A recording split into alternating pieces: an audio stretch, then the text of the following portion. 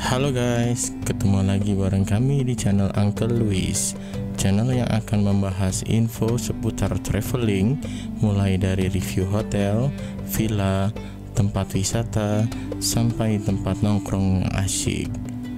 Ikuti perjalanan kami melalui channel YouTube dan Instagram biar tidak ketinggalan. Assalamualaikum warahmatullahi wabarakatuh. Halo guys, ketemu lagi sama Uncle Luis. Kali ini adalah episode spesial. Kita akan membahas mengenai perjalanan umroh yang kami lakukan pada tanggal 13 sampai 21 Januari 2024 kemarin bersama dengan konsorsium Himpuh dan Cosima, dan juga dari travel tour PT Tunas Rizki Semesta. Pada episode kali ini di hari ke-6 perjalanan umroh, kali ini kita akan berkeliling dan berziarah di sekitar kota Mekah. Dilanjutkan dengan umroh sunnah atau umroh kedua. Adapun agenda pada hari ini adalah mengunjungi Jabal Sur, Padang Arafah, Jabal Rahmah, Musdalifah, Mina, Jamarat, Jabal An-Nur, dan yang terakhir adalah Masjid Mikot, tempat kita akan mengambil mikot atau niat umroh kedua. Kegiatan akan dimulai pada pukul 7.30 pagi dari hotel menuju ke tempat pertama adalah Jabal Sur. Untuk kegiatan ini akan dipandu oleh Ustadz Taufik. Untuk waktu dan tempat kami persilahkan. Assalamualaikum warahmatullahi wabarakatuh. Waalaikumsalam warahmatullahi wabarakatuh.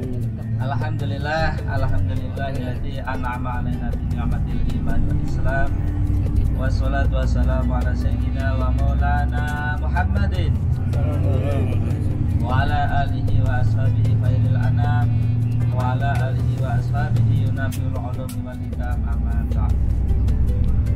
Akhirul kiram, Ustaz Jihad yang saya hormati, kita ketinggalan kepada para bapak, para ibu, jamaah Tunas Tour yang dimuliakan oleh Allah Subhanahu wa taala. Alhamdulillah di pagi hari ini kita semua dalam keadaan sehat walafiat. Semoga kita senantiasa diberi kekuatan, diberi ketakwaan, sehingga kita semua bisa melaksanakan ibadah dengan sempurna. Amin Allahumma amin. Baik para bapak, para ibu yang dimuliakan oleh Allah Subhanahu wa taala, insyaallah perjalanan ini sebelum nanti kita ambil mikot, ada beberapa tempat yang harus kita kunjungi, yang harus kita ziarah. Kalau ziarah itu bahasa Arab, kalau Indonesianya namanya berkunjung. Kalau bahasa Inggrisnya city tour. Perlu diketahui bahwasanya Jabal Sur, insya Allah yang pertama nanti kita akan menuju ke Jabal Sur. Jabal Sur itu adalah sebuah pegunungan ya, yang berada di dalam kota Mekah, jaraknya kurang lebih hampir 4 km dari Mekah, dari Ka'bah. Ini mempunyai sejarah yang luar biasa, sejarah yang tidak mungkin kita lupakan ya. Karena ini adalah salah satu perjuangan ketika Rasulullah SAW dakwah dalam rangka untuk menyebarkan agama Islam. Walau bagaimanapun agama yang diakui oleh Allah itu adalah agama Islam. Allah mengatakan inna dina indallahil Islam, sesungguhnya agama yang diridhai oleh Allah itu adalah agama Islam. Jadi kalau Islam di Indonesia macam-macam, ada yang namanya Islam KTP katanya ya. Islam KTP bagaimana? Islam KTP ya ikrar asyhadu alla ilaha illallah wa asyhadu anna muhammadar rasulullah, tapi dia tidak melakukan amalia, pekerjaannya, ucapannya apapun ya, tidak melakukan apa yang ada di dalam syariat agama Islam. Hanya cuman ikrarnya saja, pengakuannya saja. Tapi amalia untuk mendekatkan diri kepada Allah Subhanahu wa taala, ya sudah, yang penting kita hidup di dunia, bisa makan, bisa minum. Kemudian kalau punya anak, anaknya bisa sekolah, Kalau udah tua tinggal menunggu, ya kan? Menunggu apa?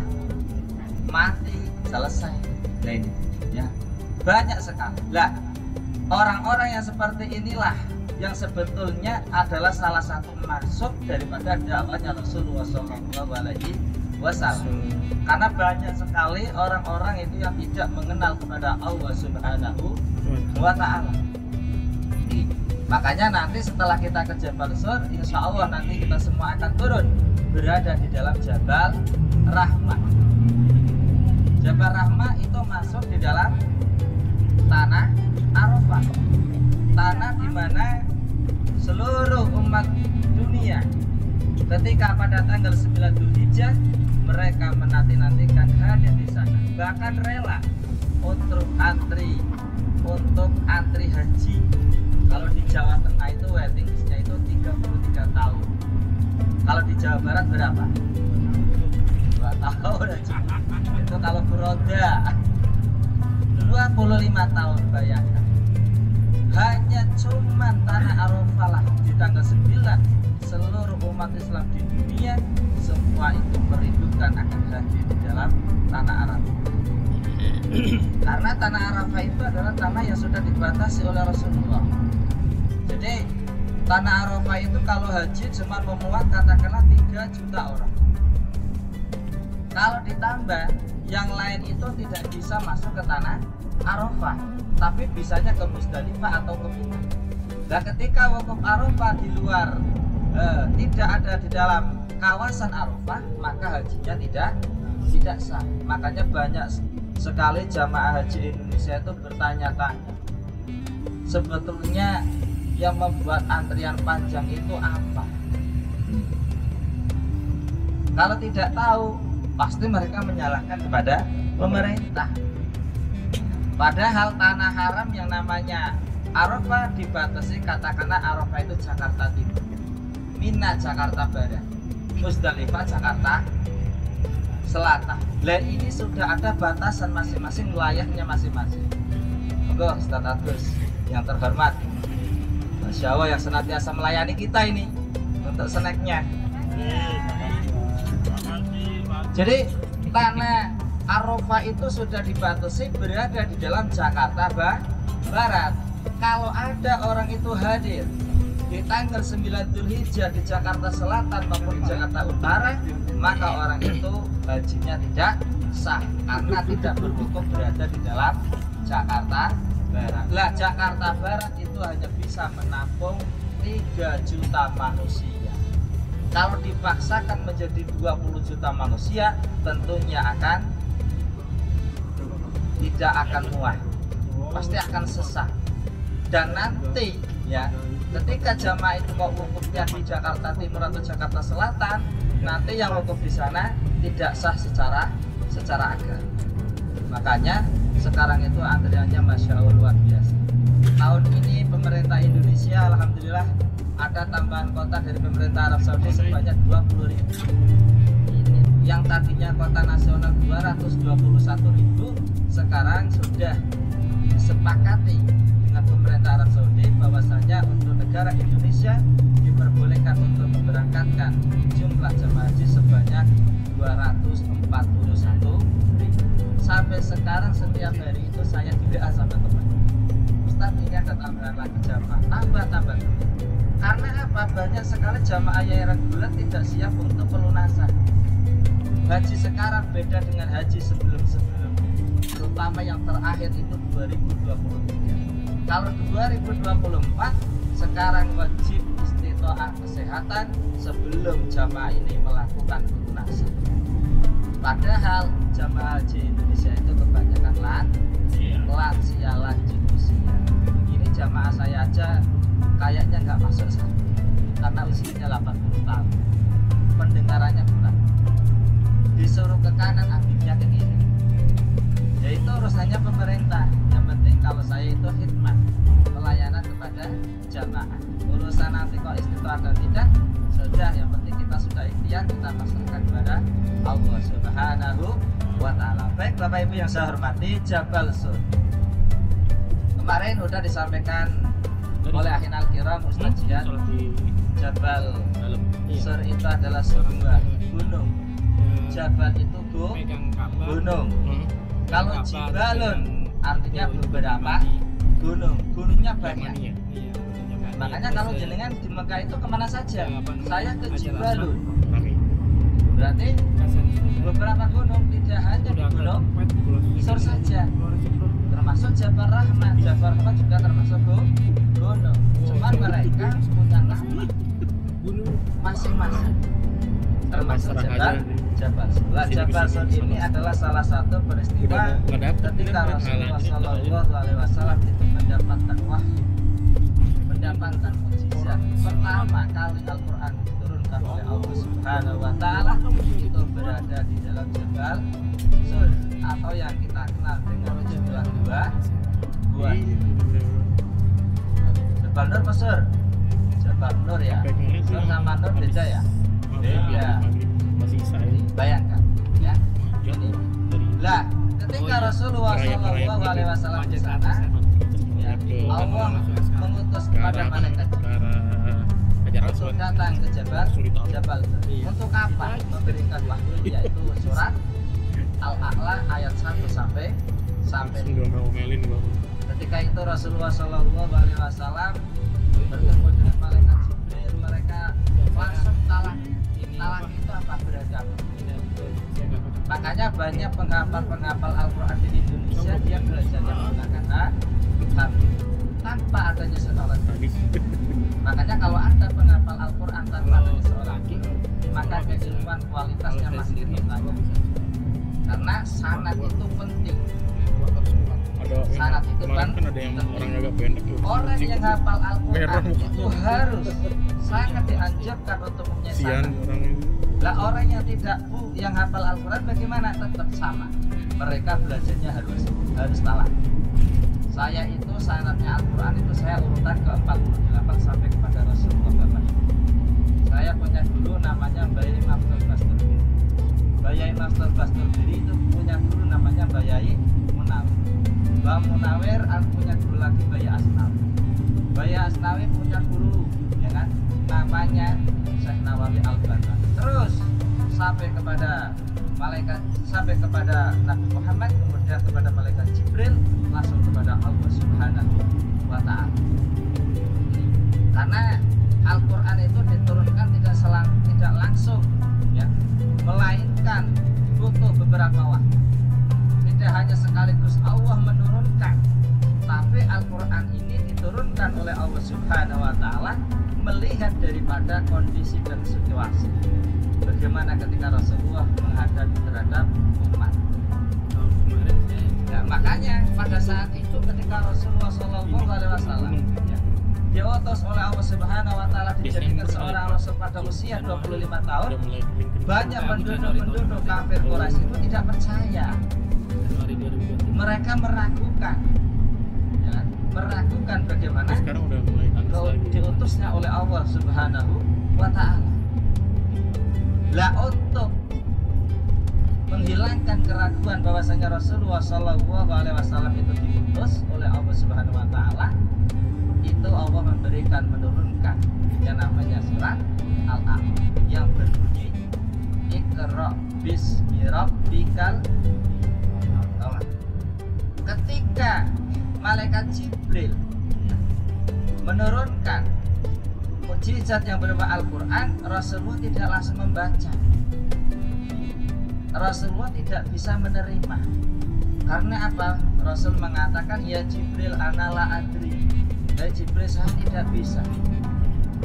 Akhirnya Jibril mengatakan, ya Muhammad Iqra, hai Muhammad bacalah. Dikatakan lagi, ya Jibril ana la adri.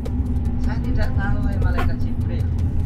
Ya Muhammad Iqra, hai Muhammad katakanlah. Baru yang ketiga kalinya Rasul mengatakan Iqra bismi rabbikal ladzi khalaqal insana min alaq, yang telah menjadikan manusia min alaq, dari sumber dari khalaqal insana malamnya, termasuk dialah zat yang telah menjadikan manusia atas apa-apa yang tidak diketahui. Makanya Rasul itu punya sifat yang namanya ummi, tidak bisa membaca, tidak bisa menulis.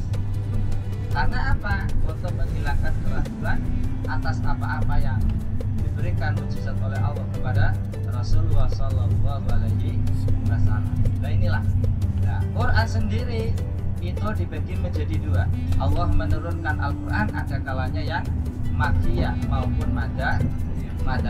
Kalau makiyah berarti ayat Al-Quran yang turunkan di kota Mekah. Kalau madaniyah di Madinah. Apa perbedaan antara surat makiyah dan madaniyah? Terlepas daripada tempatnya, biasanya kalau surat yang diturunkan di kota Mekah itu berkaitan dengan keimanan dan ketakwaan kita. Dan suratnya identik dengan surat pendek, tidak panjang. Contohnya pas seperti surat Al-Fatihah itu panjang sekali.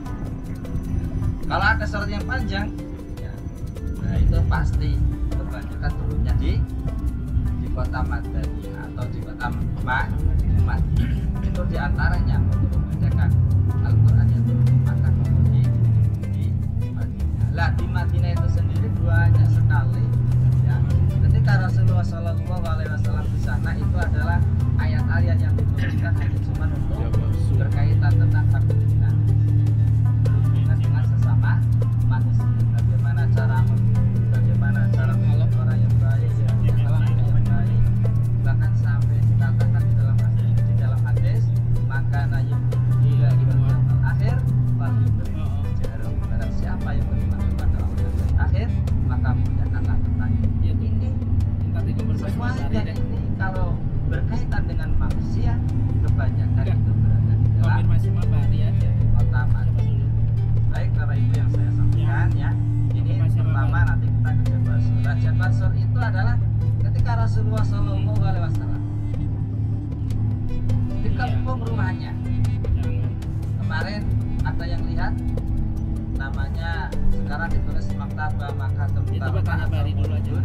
Rasulullah tempat kelahirannya Rasulullah Shallallahu Alaihi Wasallam. Itu berarti kemarin warnanya agak kuning ya. Nah, yang banyak jendelanya. Nah itu di mana Rasulullah Shallallahu Alaihi Wasallam.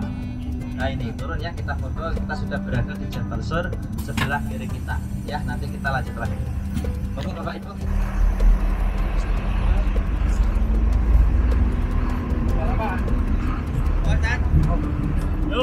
Jabal Sur itu diantaranya adalah salah satu ayat Al-Quran yang disebutkan di sana itu adalah wajah Nabi Bihim Sajda wa Bihim Sajda. Surat apa? Yasin diantaranya. Ketika Rasulullah SAW oleh Rasul di sana di rumahnya dikepung. Bayangkan dikepung sampai Sayyidina Ali bin Abi Thalib itu merasa sedih. Abu Bakar sudah sana. Akhirnya sahabat Ali itu minta kepada Rasulullah untuk menggantikan posisinya. Karena pada saat itu dikepung Rasulullah SAW akan akhirnya dengan pertolongan Allah lah ya, posisi Rasulullah SAW pada saat itu digantikan Sayyidina Ali. Ketika itu Rasulullah dini hari sekitar menjelang subuh Rasulullah keluar dari rumah kemudian menuju ke Jabal Sur. Nah disinilah ketika perjalanan ini turun melakukan wajah Nabi baini aidihim wa min khalfihim. Di awal menjadikan di sekeliling rumahnya Rasulullah itu sudah dikelilingi oleh kafir-kafir Quraisy, tapi Allah Subhanahu wa taala itu memberikan kekuatan sehingga orang-orang kafir Quraisy tidak mampu melihat ketika Rasulullah keluar. Kayak berujung sana ini tidak melihat. Bahkan mereka itu bertengkar tanazul antara satu dengan yang lainnya. Ini benar nggak ini kalau Rasulullah itu berada di dalam? Banyak yang terang. Akhirnya setelah Rasulullah itu keluar dari rumah kemudian jalan orang-orang kafir Quraisy sudah melihat posisinya tidak dikasih dengan Ali. Setelah digantikan dikepung. Ketika itu masuk ternyata yang berada di dalam Sayyidina Ali. Akhirnya akan kan kemudian mereka mencari Rasulullah. Nah, ketika itu Rasulullah berada di Jabal Sur. Bayangkan Jabal Sur. Di sana ditemani dengan siapa? Sahabat Abu Bakar. Dia beri mari. Kita temani di mana? Apa yang nanti? Ini di Madinah. Bukan sini ya. Bukan sini. Ini bayangkan.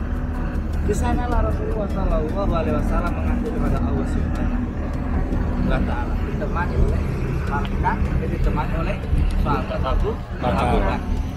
Di sana ketika berada di sana, Rasulullah Shallallahu Alaihi Wasallam bersama sahabat Abu Bakar sampai tidur di sana. Kemudian Rasulullah itu tidur di pangkuannya sahabat Abu Bakar. Bahkan ketika di sana Abu Bakar itu tidak bisa tidur, takut cemas. Karena Rasulullah itu sudah mencari, sudah diburu oleh kafir-kafir Quraisy, mau dibunuh. Akhirnya ketika Rasulullah SAW berada di sana, Rasul mengatakan kepada Sayyidina Abu Bakar, katakan ya Abu Bakar, Quran mengatakan la tahzan innallaha ma'ana. Janganlah engkau bersedih, innallaha ma'ana. Sesungguhnya Allah bersama kita. Itulah yang menguatkan bagaimana keimanan sahabat Abu Bakar radhiyallahu anhu di sana. Maka selama 3 hari 3 malam Rasulullah tidak turun. Dan yang ngaku siapa? Sayyidah Hafsah naik 458 meter. Itu pun menghindari daripada pantauan orang-orang kafir Quraisy. Lagi hamil ya tadi ya? Rasulullah Shallallahu Alaihi Wasallam setelah Rasulullah Shallallahu Alaihi Wasallam berada di sana, sehingga kemudian itu dilanjutkan beberapa selang waktu hari Rasulullah berjalan menuju kota Mekah. Inilah yang bayangan Bapak Ibu yang kami adalah bahwasanya untuk memperjuangkan agama Islam tidak hanya sekedar harta, pikiran kita, ya kan? Tapi kita paling tidak itu amalan-amalan, pekerjaan-pekerjaan bersama yang telah pernah dilakukan oleh Rasulullah, ya, kita itu ikuti, kita laksanakan. Tidak hanya sekedar sodako terus apa juga, tapi amaliyah yang telah didakwahkan oleh Rasulullah harus kita kerja. Sholat, bagaimana sholat itu bisa artinya hadir kepada menghadap Allah Subhanahu wa Ta'ala. Rasulullah itu ketika takbir Allahu Akbar, hudurul qalbi, hatinya itu hadir, berkomunikasi kepada Allah Subhanahu wa Ta'ala. Kalau kita takbir Allahu Akbar, coblos nomor 4. Ini tulisannya di belakang itu coblos nomor 4. Takbir Allahu Akbar tunas. Wah itu. Jadi kalau bisa itu ya Allah berat sekali kalau ini. Tapi kalau Rasulullah, Sayyidina Ali, ketika mereka beribadah sampai pedang pun yang berada di dalam kakinya sampai selesai sholat beliau tidak merasa. Itulah ketika orang bisa bermukasyafah, bisa berkomunikasi kepada Allah Subhanahu wa Ta'ala. Bisa nggak kita? Bisa. Dengan ikhtiar, dengan semangat kita, apalagi kita sudah mengunjungi ziarah Mekah Madinah, berarti kita berharap semoga umroh kita diberkati oleh Amin. Tandanya apa? Tandanya itu kalau kita sudah di sana sudah siap dakwah. Dakwah seperti apa yang telah disampaikan Rasulullah Sallallahu Alaihi Wasallam. Baik, itu Bapak Ibu, karena kita nanti akan melanjutkan lagi ya. Insya Allah nanti kita teruskan ya. Mungkin itu yang bisa saya sampaikan. Ihdinas siratal mustaqim. Wassalamualaikum warahmatullahi wabarakatuh. Waalaikumsalam.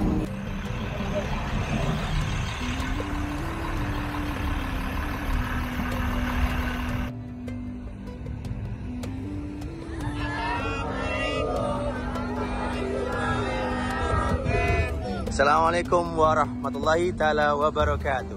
Bapak Ibu, kita di mana? Alhamdulillah.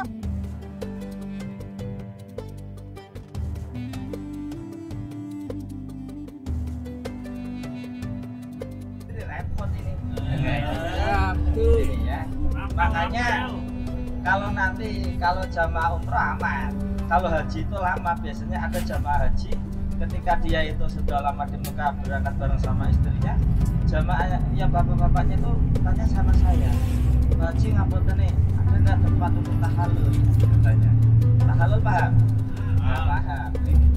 Biasanya kayak gitu. Tapi kalau perjalanan umroh, selama saya berjalan 9 kali tidak pernah yang tanya seperti itu. Cuma nanyanya, Ustaz, gunung yang ada cita-citanya gimana? Gitu kan.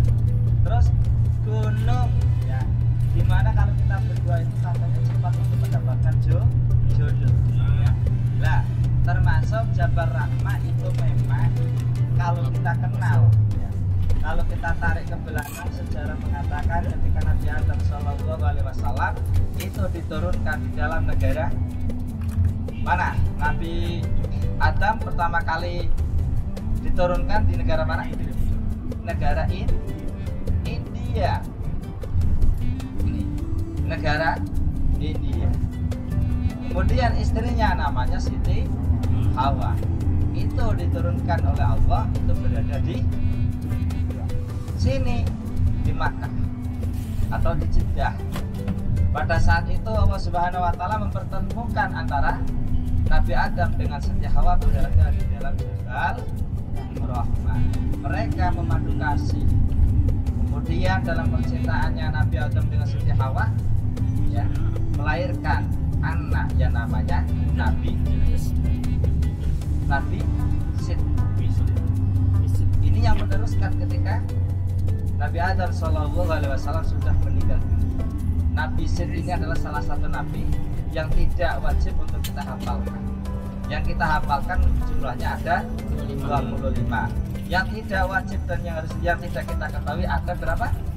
120.000. Memang nabi itu cuma 25 tidak. Banyak nabi-nabi yang tidak diceritakan, bahkan tidak wajib untuk kita hafal. Nah, dari Nabi Adam dengan Siti Hawa banyak sekali yang bertanya, Ustaz, saya mau tanya Nabi Adam itu makomnya di mana? Banyak sekali. Karena menurut hadis-hadis doa itu mengatakan bahwasanya Nabi Adam itu meninggal di usia 900 tahun. Bayangkan. Kalau kita berapa sebagai umatnya Rasulullah?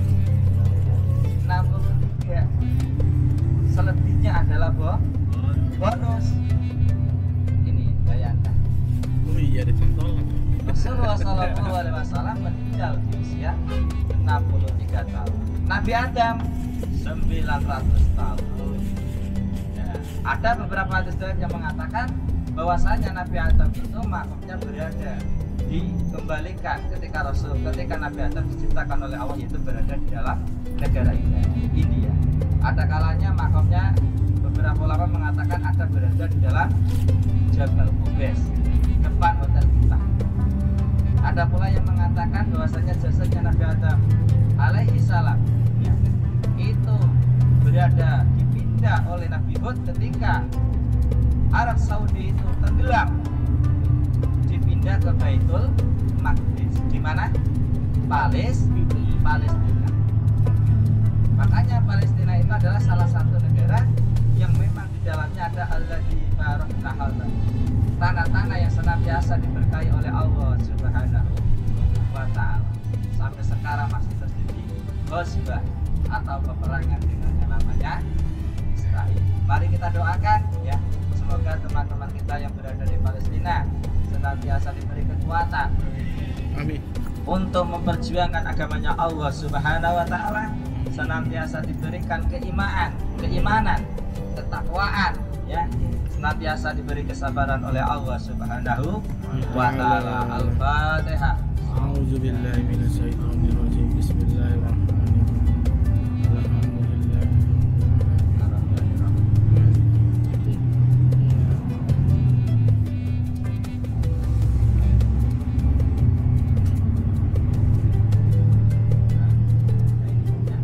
Jadi tanah Arafah itu adalah tanah yang sudah dibatasi oleh Rasulullah Shallallahu Alaihi Wasallam. Di dalamnya itu ada yang namanya Jabal Rahmah atau Jabal Kasih Sayang. Kalau nanti jamaah mau naik ke atas, pasti di sana akan kasih kok banyak tulisan. Orang-orang Indonesia itu kalau naik ke atas di bawah itu orang-orang Indonesia didoktrin ya, sama ustadz-ustadznya, kiai-kiainya ketika waktu manasik. Nanti kalau naik ke Jabal Rahmah jangan lupa catat nama saya di atas Jabal Rahmah. Ada yang namanya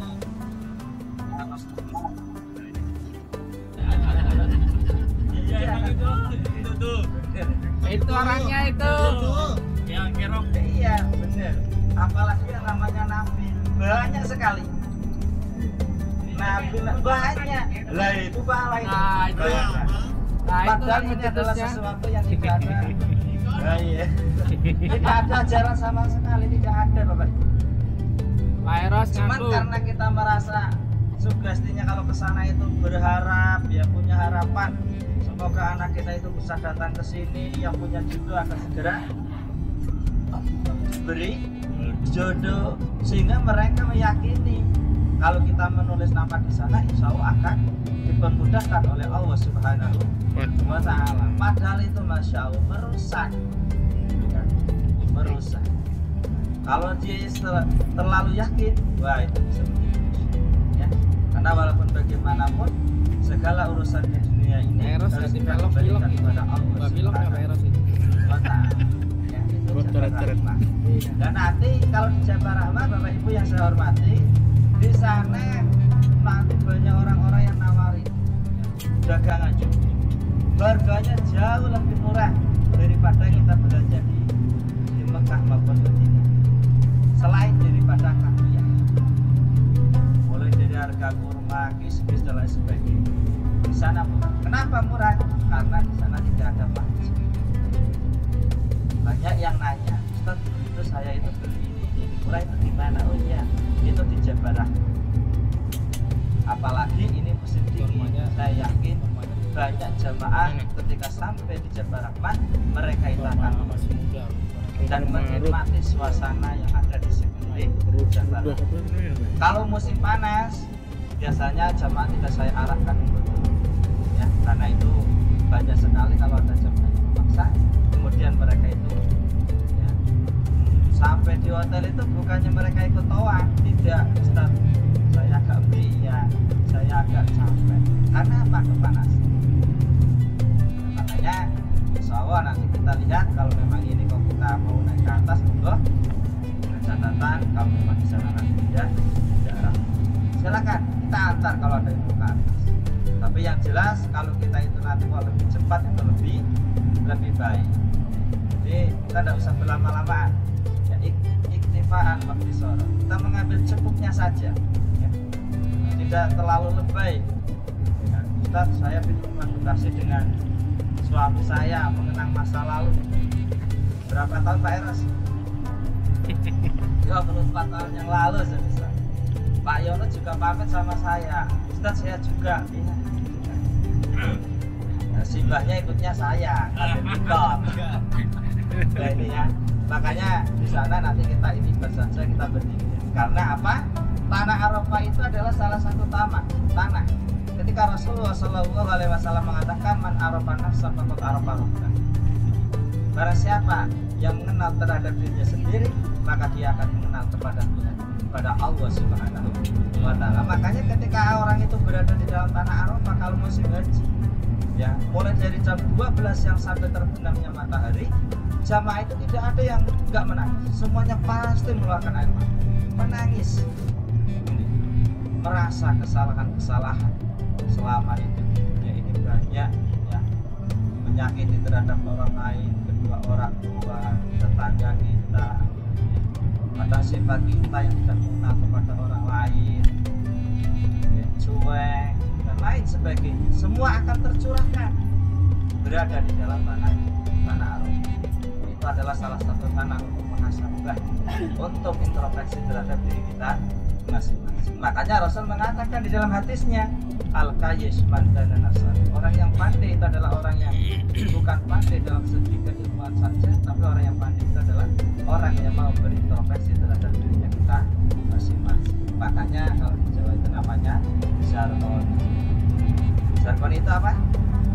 Orang ya bisa ngatur orang gelem lakon. Ini yang dari Bekasi paham nggak ini? Bisa ngatur orang gelem lakon. Dia hanya cuma bisanya mengatur, tapi tidak bisa melaksanakan, menjalankan. Itu banyak sekali.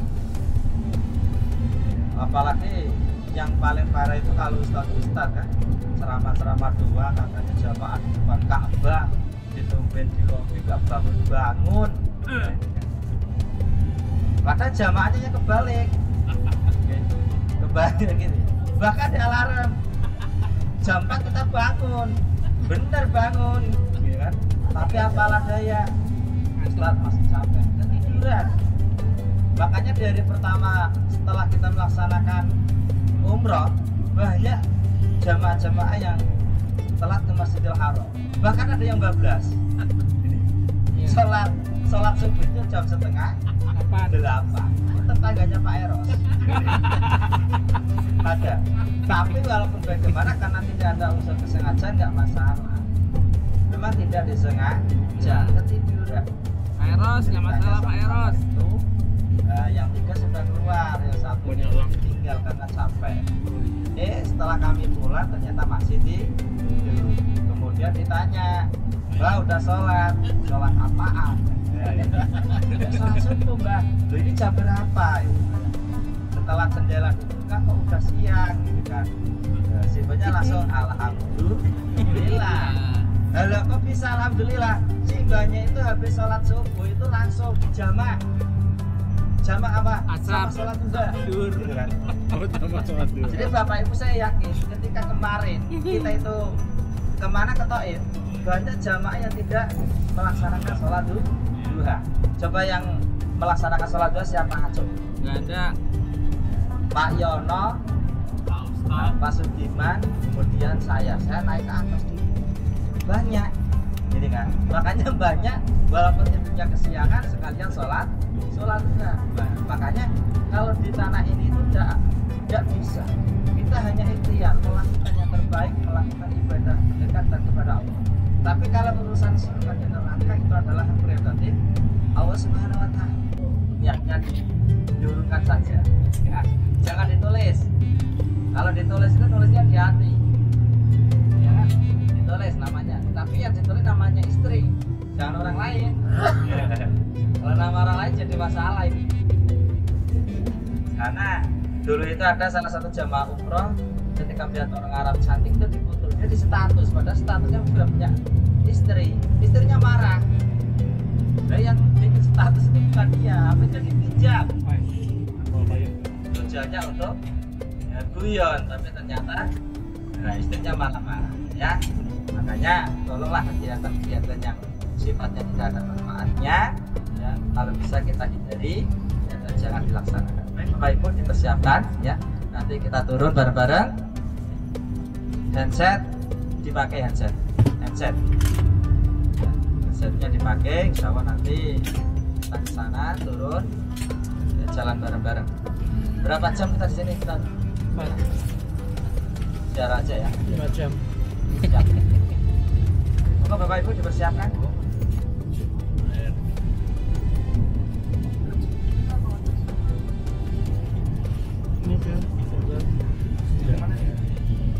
Nur. Wahiro. Gak tahu, iya, Wahiro. Mana guanya?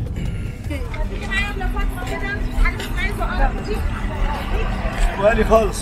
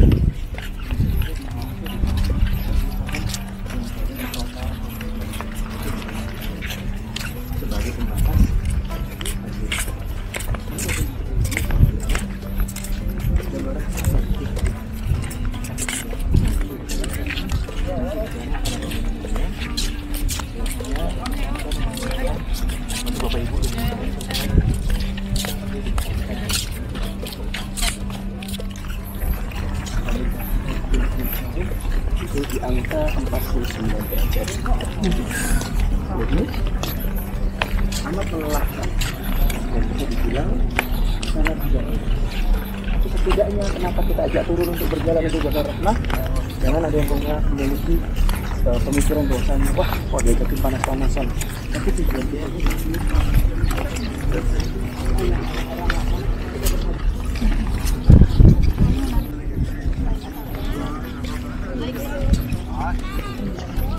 Allah nanti yang mampukan kita untuk bisa segera berhaji. Nah, Amin. dan juga Bapak Ibu sekalian, kenapa kita ajak menuju ke Jabal Rahmah? Agar Bapak Ibu jamaah sekalian mengerti bahwasanya ketika kita melangkahkan kaki ke Jabal Rahmah, kita sudah bisa melihat apa saja nantinya yang perlu kita bawa. Ya, jadi apa saja yang nantinya perlu kita bawa. Jadi jangan katakanlah hanya membawa cuman kain ihram saja. Malah nanti ketika Bapak Ibu jamaah sekalian berhaji, kalau yang laki-laki saya arahkan untuk membawa kain ihram double. Jadi satu kain ihram, satu pasang yang dipakai, satu pasang lagi kalau bisa dibuat spare. Nah, dan kemudian sama juga dengan halnya ibu-ibu, membawa kacamata hitam, membawa topi dan lain sebagainya. Jadi setidaknya kita mengajak Bapak Ibu sekalian ke Jabal Rahmah ini adalah salah satu ikhtiar kita, ya, untuk melaksanakan manasik haji sedikit. Tapi setidaknya kita bisa lebih mengerti apa saja yang nanti kita perlukan untuk perbekalan kita pada saat kita melaksanakan ibadah haji. Nah, Bapak Ibu jamaah sekalian, di mana di sebelah kanan dan di sebelah kiri ini adalah toilet untuk orang-orang yang melaksanakan wukuf di Padang Arafah. Jadi pelaksanaan wukuf di Padang Arafah ini jatuhnya adalah tanggal 9 Zulhijjah. Wukufnya dimulainya adalah dari ba'da, dalam artian sebelum zuhur atau ba'da zuhur, sampai nanti menjelang terbenamnya matahari. Tapi ketika orang-orang melaksanakan wukuf di Padang Arafah, mereka ini ada yang berangkat tanggal 8 Zulhijjah, atau juga mereka ada yang berangkat tanggal 9 Zulhijjah tapi sebelum subuh. Tapi wabil khusus orang-orang yang melaksanakan atau mengambil sunnah tarwiyah, diperhatikan sunnah tarwiyah.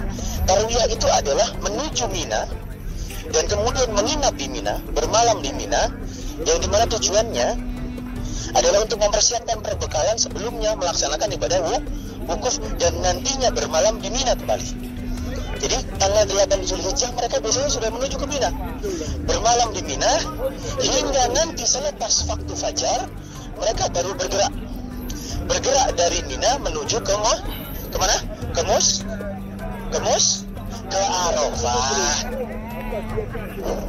Ke Arafah untuk melaksanakan ibadah wukuf. Wukuf sendiri artiannya adalah berdiam, berhenti. Ya, tapi artiannya berdiam, berhenti ini bukan serta-merta yang kemudian ketika kita wukuf adalah cuma hanya diam diri, bengong, tiduran, kemudian dan lain sebagainya. Tapi artiannya wukuf ini perlu Bapak Ibu ketahui bahwasanya wukuf ini adalah kita mengingatkan diri kita kepada Allah. Maka dari itu Bapak Ibu jamaah sekalian, sekiranya diperhatikan bahwasanya ketika kita melaksanakan wukuf nantinya dipersiapkan perbekalannya. Perbekalan apa? Bukan hanya perbekalan duniawi, tapi kalau bisa, ya, perbekalannya batiniah juga. Dipersiapkan waktunya untuk diri kita bermuhasabah, utamanya memohon ampun kepada Allah, karena waktu wukuf tanggal 9 Zulhijjah ini adalah waktu yang mustajab. Maka dari itu ketika kita melaksanakan ibadah wukuf, jangan sampai kita menjadi seseorang yang berhaji dengan sia-sia. Kenapa? Tujuannya wukuf hanya untuk tidur-tiduran saja di tenda. Apalagi sekarang haji reguler maupun haji yang ONH plus, ya, haji khusus, itu semuanya sudah dilayani. Kalau misalkan kita hajinya itu sekitaran 12 tahun yang lalu, itu seringkali orang-orang lagi muhasabah, baca doa, kadang-kadang kepentok tongkatnya gara-gara apa, kena angin tendanya, kemudian tongkatnya jatuh. Kalau sekarang enggak, kemahnya sudah seperti nama orang-orang nikahan. Ditambah lagi apa Bapak Ibu, sudah diberi kipas angin, kemudian masih diberi AC, makanan diantarkan. Nah, sedangkan 12 tahun yang lalu bisa dibilang semuanya masih berjuang. Karena apa? Tendanya orang-orang dulu itu hanya seperti sarung yang dibentangkan atau kain yang dibentangkan. Kalau sekarang semuanya sudah jadi. Contohnya bagaimana Mas Jian tendanya? Nah, kalau yang ini bukan tenda, melainkan dia adalah kantor kepengurusan, seperti kantor polisi dan sebagainya. Jadi tendanya itu dia seperti tenda dengan rangka baja ringan. Kemudian terpalnya itu seperti terpal orang-orang acara nikahan, hajatannya tebal. Nah, jadi Bapak Ibu jamaah sekalian, perlu Bapak Ibu ketahui bahwasanya ketika kita melaksanakan wukuf di Padang Arafah ini adalah menjadi hal yang kita nanti-nanti sebagai umat muslim. Nah, apalagi umat muslim yang berasal dari Indonesia. Kenapa kita bilang menjadi hal yang dinanti-nanti? Karena oke, udah anak sini yuk. Bapak Ibu sini. Rapatkan dulu barisannya. Rapatkan dulu. Kita Kalau berdiri di sini kan enak. Kalau tadi saya mikir waduh tempatnya di mana yang enak ya. Oke. Sekarang Oke. kita ada tempat lagi. Kita balik sini yuk. Kita sana yuk. Jalan tengah jalan yuk. Sini yuk. Halo.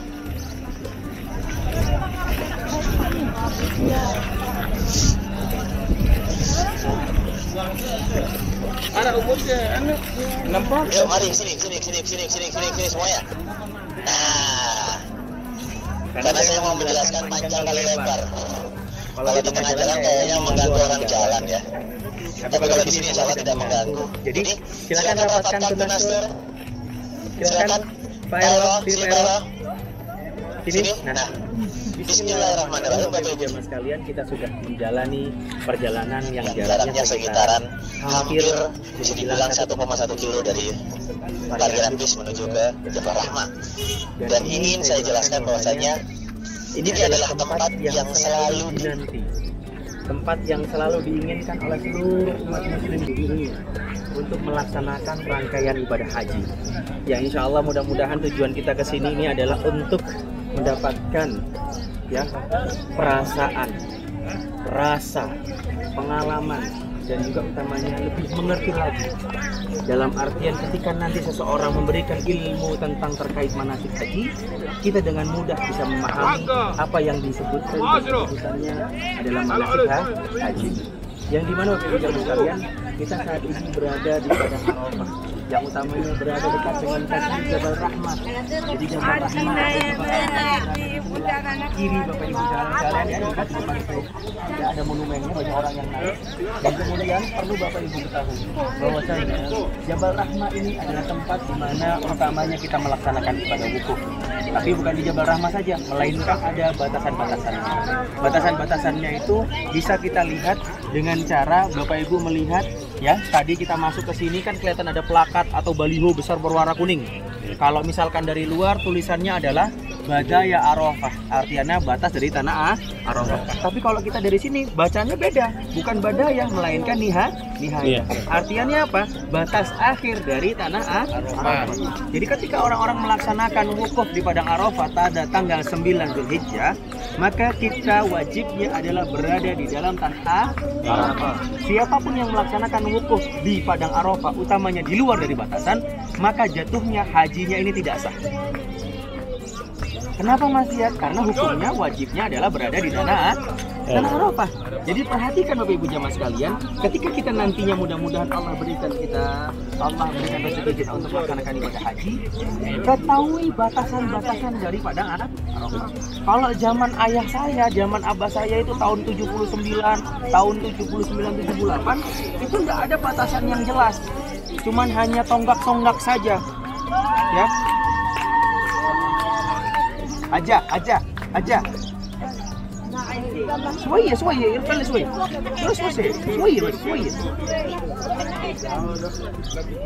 Jadi posisinya perlu Bapak Ibu tahu, zaman 79 78 itu tidak ada batasannya. Masih ada teman bisa dibilang pacak-pacak atau dalam artian kayu-kayu saja yang ditanamkan. Dan kemudian tahun 80-an itu sudah mulai ada gapura. Nah, gapura ini bisa dilihat berada tepat di bawah plakat-plakat yang tadi berwarna kuning. Nah, namun akhirnya beberapa tahun selanjutnya diberikanlah plakat-plakat besar. Karena apa? Karena semakin banyaknya orang melaksanakan ibadah haji, jadi terkadang gapura ataupun batasan-batasan ini tidak terlihat jelas. Maka oleh pemerintah akhirnya dibangunlah plakat yang berwarna kuning besar. Sengaja dipilih berwarna kuning agar mudah untuk dilihat dari kejauhan. Maka dari itu ketika nantinya Bapak Ibu jamaah sekalian melaksanakan ibadah haji atau wukuf di Padang Arafah keutamaannya, jadi kita harapkan ketika Bapak Ibu jamaah sekalian datang melaksanakan ibadah wukuf, perhatikan batasan-batasannya. Jangan sampai nanti kita posisinya sudah masuk ke Tanah Arafah, tapi pada saat yaumul wukufnya, ya, itu orang-orang malah nyari tempat yang nyaman. Oh, di sana ada pohon. Akhirnya mendirikan tenda ataupun mendirikan karpet, ya, dalam artian menggelar karpet, itu posisinya di luar dari Tanah Arafah. Nah, maka dari itu Bapak Ibu jamaah sekalian, para alim ulama masyhur yang berada di Arab Saudi juga maupun Indonesia sudah menyatakan Masjid Namiroh, ada masjid di Arafah ini. Masjid Namiroh ini terjadi menjadi dua batasan. Batasan Namiroh ini ada yang masuk di Padang Arafah, tapi sisi depan kiblatnya itu berada di luar. Maka pada saat pelaksanaan wukuf biasanya nanti akan dikumandangkan khutbah wukuf. Itu biasanya orang masih diperbolehkan untuk berdiri di depan masjid. Tapi setelahnya wukuf, dalam artian khutbah wukuf ini berakhir, maka orang-orang tersebut wajibnya masuk lagi ke Padang Arafah. Jadi tidak bisa di luar terus. Karena wukuf di Padang Arafah ini hukumnya adalah wajib. Ketika seseorang melaksanakan ibadah haji tidak melaksanakan wukuf di Padang Arafah, kira-kira bisa nggak kalau ditebus dengan dam? Kenapa? Kenapa? Karena jatuhnya adalah rukun, wajibnya mengulang. Meskipun dia membayar dam, wajibnya dia adalah mengulang. Paham? Berbeda Bapak Ibu jamaah sekalian ketika mungkin kita berhaji, tapi pada saat pelaksanaan haji kemungkinan dalam artian kita lupa, ada yang megang atau yang mungkin kelupaan yang laki-laki, ya, harusnya nggak boleh pakai dalam artian menutupi mata kakinya, tapi ternyata malah pakai sepatu pada saat haji. Nah, ini perlu dipahami. Ini masih bisa ada dalam artian bisa ditebus dengan cara membayar fidyah ataupun membayar zakat. Tapi ketika seseorang melaksanakan haji, mereka sudah berniat, kalau misalkan ifrad, berarti mereka hajinya itu adalah mendahulukan haji dulu baru Tapi kalau orang Indonesia selalu melaksanakan ibadahnya, hajinya itu adalah tamatu. Apa sih tamatu? Tamatu ini adalah mendahulukan berumroh terlebih dahulu baru berhaji. Makanya ketika orang-orang melaksanakan haji, itu seringkali orang Indonesia mengambil tamatu dan dia wajibnya membayar dam. Paham ya? Damnya ini dam tamatu. Wajib kita bayar karena kita mendahulukan memasuki kota Mekahnya berumroh dulu baru berhaji. Nah, tapi bedanya kalau misalkan kita ifrad, kenapa Indonesia tidak melaksanakan ifrad? Karena posisi bandara di Arab Saudi ini tertutup tanggal 3 Zulhijjah. Sedangkan wukufnya tanggal berapa? 9. Makanya agak berat. Jarang sekali orang yang melaksanakan hajinya ini ifrad. Makanya kebanyakan mereka melaksanakan hajinya tamatu. Nah, kalau ifrad, mereka mengambil niat mikot ihramnya dan hajinya itu berada di luar. Kalau mereka memang orang luar, ya. Tapi kalau orang-orang yang melaksanakan hajinya tamatu, ini kadang-kadang banyak kesalahan ataupun ketidakpahaman jamaah. Sekarang saya jelaskan, ketika seseorang melaksanakan ibadah hajinya, utamanya orang-orang Indonesia melaksanakan hajinya tamatu, maka dia menjatuhkan niatnya bukan di Masjid Mikot. Seringkali mereka menjatuhkan niatnya di mana? Di pemondokan. Contohnya hotel kita di mana? Le Meridien. Pada saat kita mau datang menuju ke Arafah, biasanya kita langsung menjatuhkan niat pada saat jamaah naik bis ataupun pada saat mungkin di lobi, diarahkan oleh pembimbing. Contohnya seperti haji Tunas kemarin. Tunas Tour kemarin hajinya alhamdulillah ada 7 bis. Kemudian semuanya serentak di hotel pemondokan. Sebelum semua naik bis, para kiai, ada Yai Husna dan lain sebagainya, ya. Semuanya ada Kiai Sujai dan sebagainya, semua menyatakan bahwasanya silakan kita menjatuhkan niat, mari membaca niat bersama-sama. Karena setiap pembimbing biasanya ditaruh di setiap bisnya. Jadi sebelum bis itu bergerak, semuanya sudah membacakan niat haji. Kemudian mereka untuk grup kami alhamdulillah kemarin melaksanakan sunnah tarwiyah. Maka mereka biasanya akan menuju ke Mina dulu. Jadi nggak ke Arafah. Jadi tanggal 8 kita berangkat. Jam berapa Mas kemarin Mas? Kita kemarin tanggal 8 itu berangkatnya adalah ba'da zuhur. Ba'da zuhur kita bergerak langsung menuju ke Mina. Karena Mina alhamdulillah kalau misalkan Bapak Ibu melaksanakan hajinya reguler maupun haji khusus sekarang, semuanya sudah diurus oleh pemerintah. Maupun juga reguler. Sudah jelas, tapi yang lebih jelas lagi adalah haji khusus. Karena apa? Makannya banyak. Tidurnya sudah ada sofa kasur. Kamar mandinya tidak juga terlalu ramai mengantri daripada reguler. Nah, jadi ketika itu mereka berangkat tanggal 8 Zulhijjah zuhur, membaca niat haji dan kemudian menuju ke Mina. Ke Mina kita bermalam di sana, melaksanakan sholat berjamaah dan juga dilanjutkan muhasabah, ada juga kajian dan lain sebagainya. Ketika tanggal 9 Zulhijjah, selepas kita melaksanakan sholat subuh berjamaah di Mina, kami bergerak menuju mana? Menuju ke Arafah. Ketika kita sudah sampai Arafah, kita langsung masuk ke tenda Arafah. Pada saat kita masuk di tenda Arafah ini, kita langsung bermuhasabah, berdoa kepada Allah. Biasanya kadang-kadang ya, yang nggak sholat duha di sana langsung sholat duha. Kemudian ada diajak kadang-kadang seringkali sholat taubat. Dan utamanya terdapat kajian-kajian. Dan nantinya puncaknya wukuf itu adalah ba'da sholat zuhur. Selepas melaksanakan sholat zuhur yang dijamak qasar takdim, itu biasanya nanti akan ada kajian-kajian. Seperti dalam artian kita akan membaca surat-surat pendek dan lain sebagainya, bermuhasabah maupun istighosah dan lain sebagainya. Nantinya ba'da sholat asyar, dalam artian waktu asyar, biasanya jamaah itu akan kita ajak keluar dari tenda. Kita muhasabah lagi sampai menjelang dalam artian terbenamnya matahari. Ketika terbenamnya matahari, baru jamaah ini dipersilahkan untuk ya berbenah dalam artian berkemas untuk bergerak dari Arafah menuju ke Muzdalifah. Dari Muzdalifah langsung biasanya kalau haji khusus itu langsung melaksanakan tawaf dan sa'i ifadah. Setelah tawaf sa'i ifadah baru melempar jumratul aqabah. Sengaja kita ceritakan dan utamanya kita datang ke Jabal Rahmah ini adalah untuk menjelaskan ini Bapak Ibu. Karena kadang-kadang orang-orang datang ke Jabal Rahmah ini taunya cuma apa?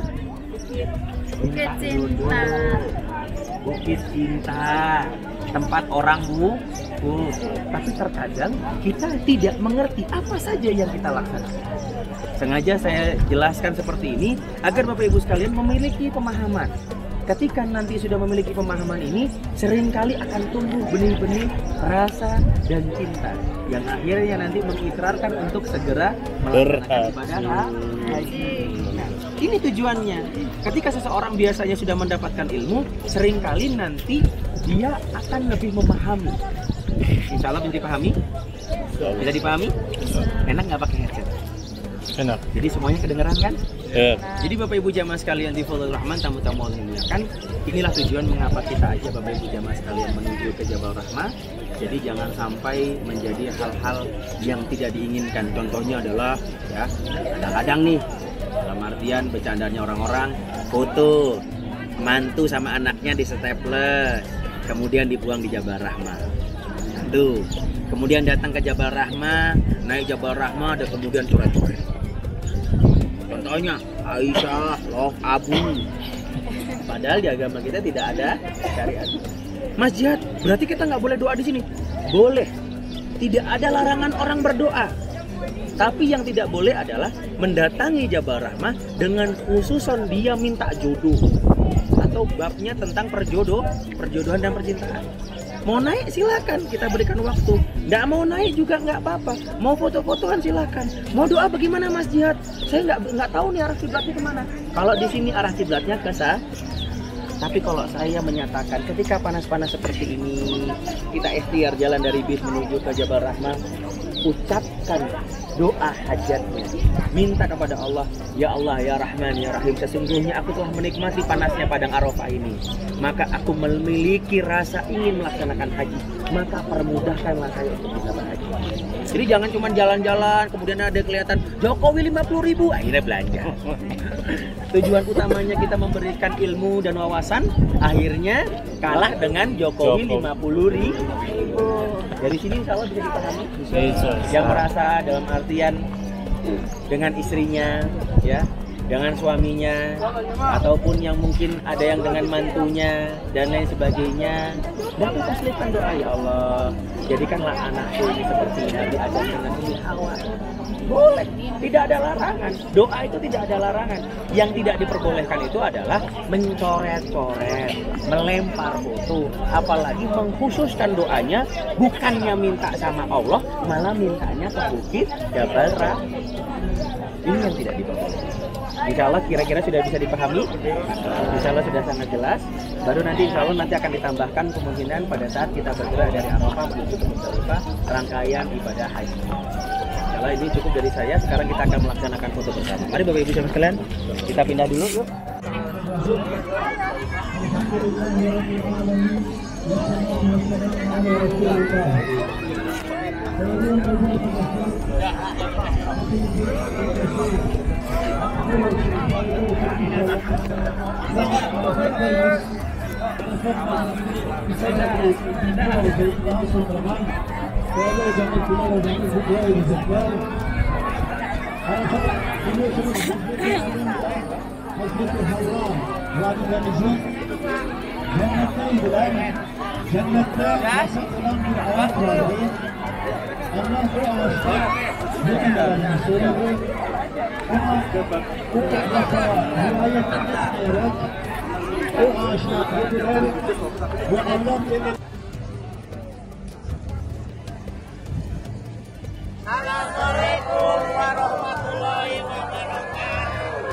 Assalamualaikum warahmatullahi taala wabarakatuh.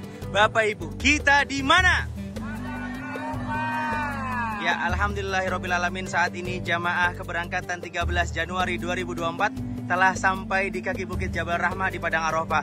Yang insya Allah mudah-mudahan Allah berikan rezeki untuk bisa melaksanakan ibadah haji dalam segera dengan keluarga tercinta dan utamanya orang-orang yang dikasihi. Amin Allahumma alhamdulillah.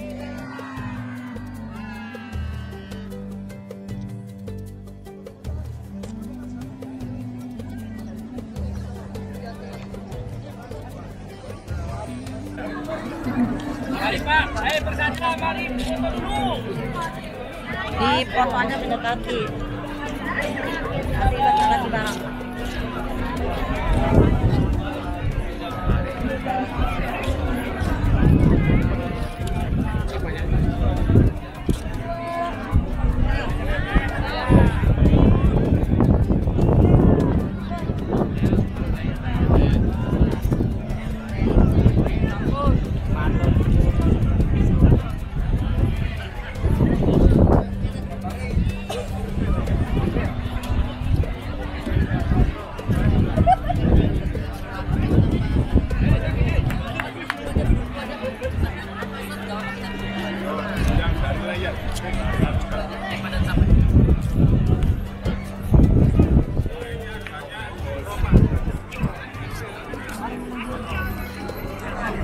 Cepat burung.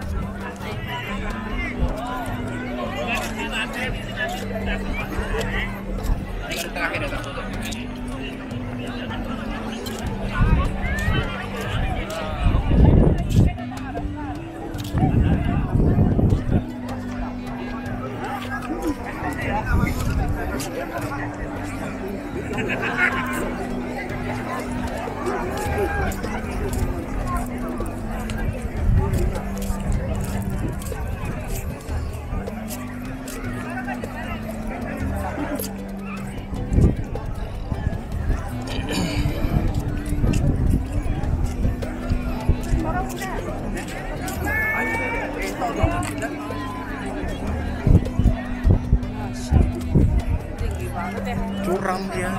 Hah? Curam. 38 dulu.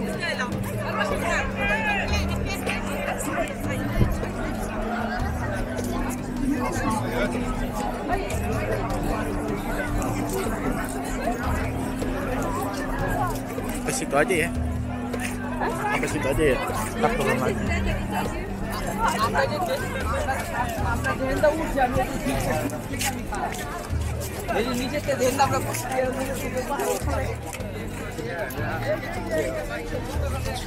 Bagus deh, kalau turun nih. Iya. Turun yang bisa. Naiknya sih mungkin bisa. Balik. Kalau turun tuh nggak mau.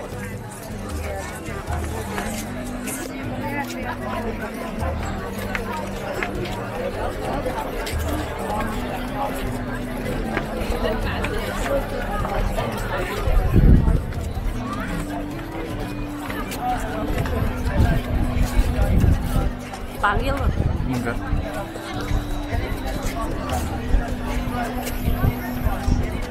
Jangan di sini ada nama apa aja.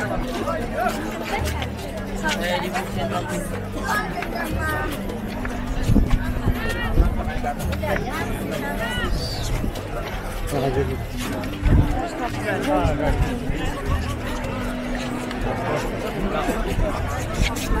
Sini ke kanan.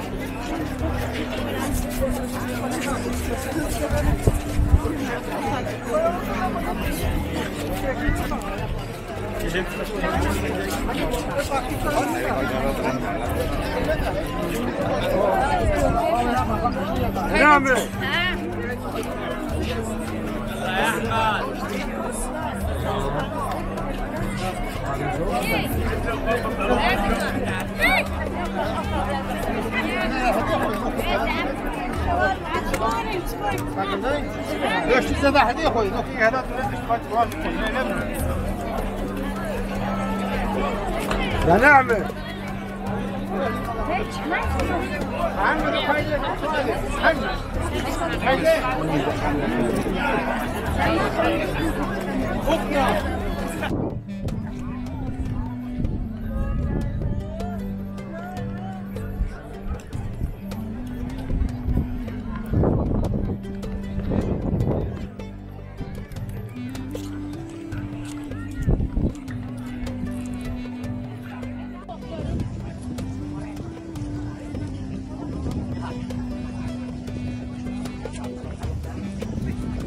Oke guys, demikian review kami kali ini. Terima kasih sudah menyaksikan review kami sampai dengan selesai. Next, kita akan review lokasi wisata lainnya yang lebih seru dan asik. Oke guys, see you again and bye-bye.